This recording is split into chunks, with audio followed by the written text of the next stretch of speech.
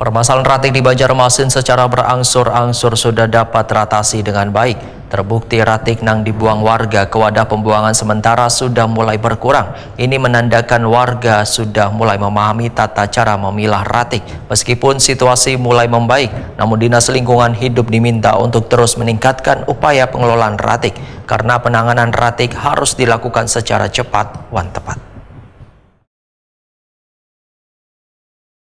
Permasalahan ratik di Banjarmasin secara berangsur-angsur sudah dapat teratasi dengan baik. Terbukti ratik yang dibuang warga ke wadah pembuangan sementara sudah mulai berkurang. Ini menandakan warga sudah mulai memahami tata cara memilah ratik.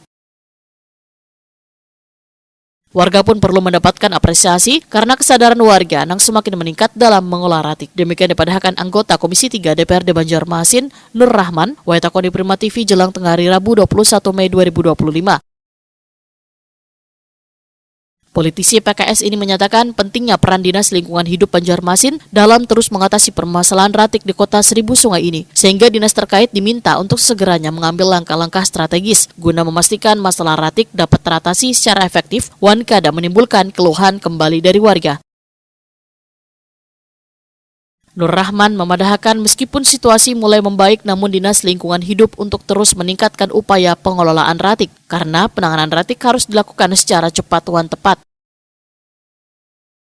Cuman alhamdulillah untuk ini yang ada di DLH artinya kan dibandingkan dengan kemarin itu beberapa bulan yang lalu kan begitu numpuk itu sampah, cuman alhamdulillah untuk ini kita lihat dalam beberapa ini bulan atau beberapa minggu yang kemarin ini sudah mulai bersih ya, walaupun juga masih ada sih artinya kan keluhan-keluhan daripada masyarakat.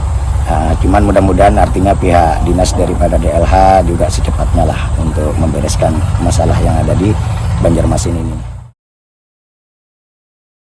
Nur Rahman menambahkan Komisi 3 DPRD Banjarmasin akan terus mengawasi dan mendorong peningkatan pelayanan pengelolaan ratik. Kerjasama antara pemerintah dan warga diharapkan pula dapat menjadi kota Seribu Sungai ini menjadi lebih bersih dan sehat serta ramah lingkungan.